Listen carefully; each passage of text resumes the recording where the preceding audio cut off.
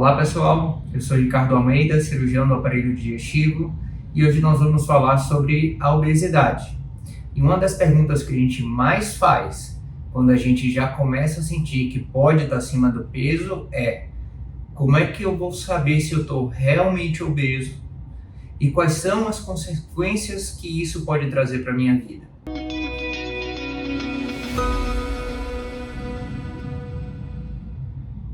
No Brasil, a obesidade ela já vem se tornando um problema de saúde pública.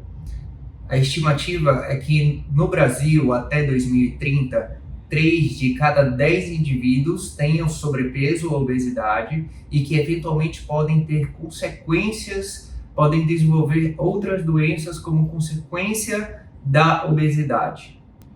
E o que é obesidade? A obesidade é o acúmulo de gordura no organismo.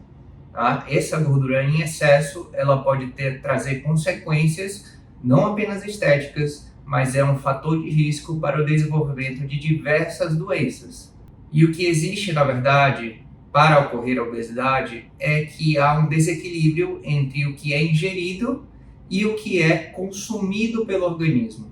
Esse desequilíbrio ele vai levar ao acúmulo de energia na fórmula de gordura pelo organismo.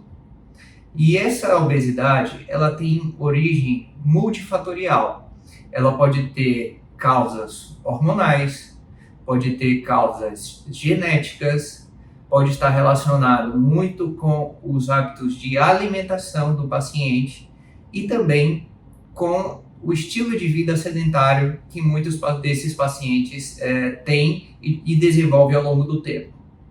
E como que a gente faz para saber se está obeso ou com sobrepeso?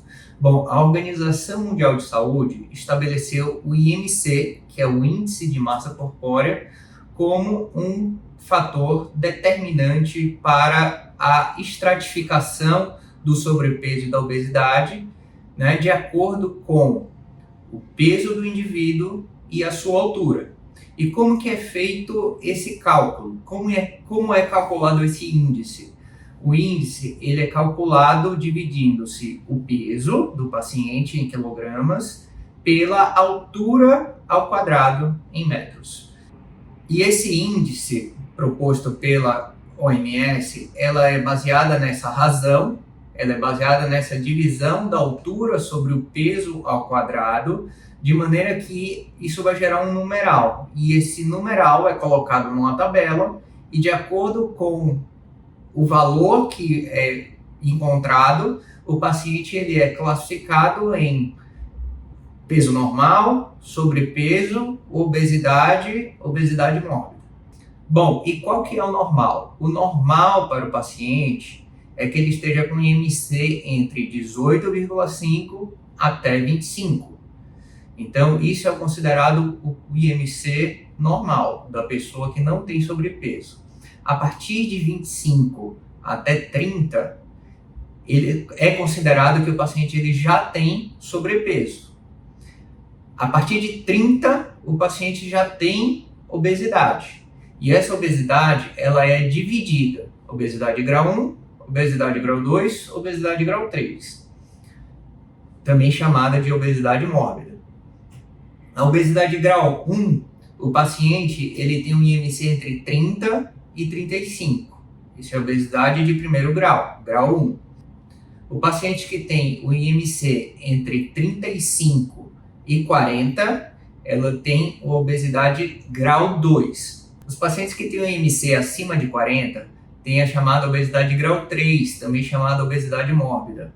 E à medida que o peso do paciente aumenta, passando do sobrepeso, obesidade grau 1, obesidade grau 2, obesidade grau 3, ele já aumenta progressivamente também com o risco de desenvolver doenças associadas à obesidade que podem levar ao risco de vida, complicações cardiovasculares, complicações pulmonares, por exemplo, decorrentes do excesso de peso. E esse risco, como eu falei, ele aumenta de acordo com o IMC do paciente. E por que a obesidade grau 3, a obesidade do paciente que tem um IMC acima de 40, é chamada de obesidade mórbida? O que acontece é que acima desse índice, acima desse valor, os pacientes eles já têm uma chance considerável de ter algumas outras complicações, como falta de ar, desenvolvimento de pressão alta, diabetes, doenças pulmonares e cardiovasculares graves, bem como articulares também.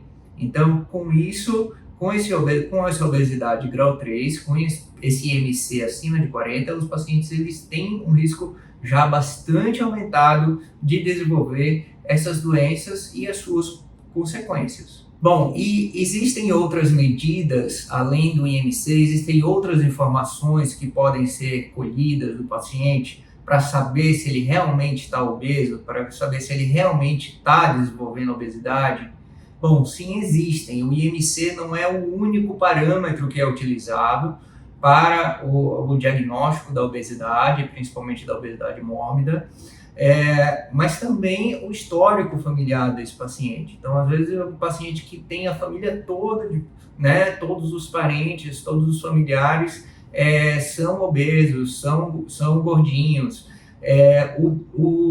A elevação do peso ao longo do tempo, a dificuldade cada vez maior de se ter esse controle do peso, né?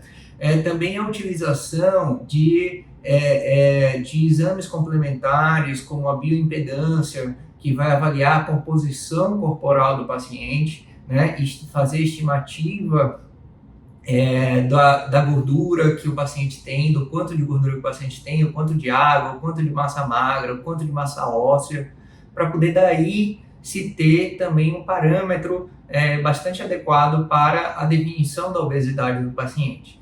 E também a densitometria óssea com avaliação de composição corporal também vai ajudar a distinguir todos os tecidos que o paciente tem, então a massa magra, a massa gorda, a massa óssea, que vão dar um norte para a gente, que vão estratificar e avaliar, né, com essa informação da composição corporal, o quanto de o paciente tem de excesso de gordura.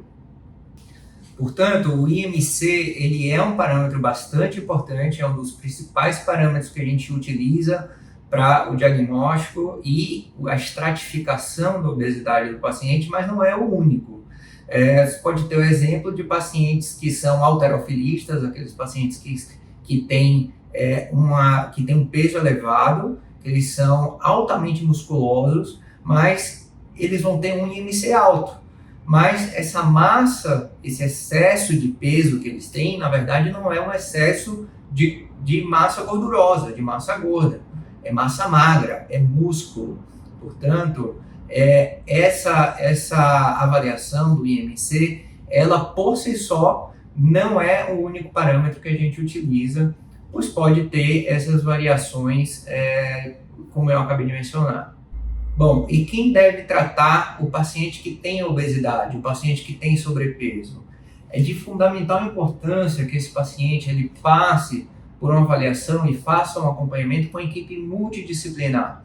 Essa avaliação e esse acompanhamento visam justamente o acompanhamento com profissionais, tipo endocrinologista, nutricionista, nutrólogo eventualmente, psicólogos, cirurgião especializado em cirurgia bariátrica. Toda essa equipe multidisciplinar é fundamental para que o paciente tenha um sucesso no tratamento da obesidade, seja ela de indicação cirúrgica ou mesmo que ele não tenha a indicação cirúrgica propriamente dita.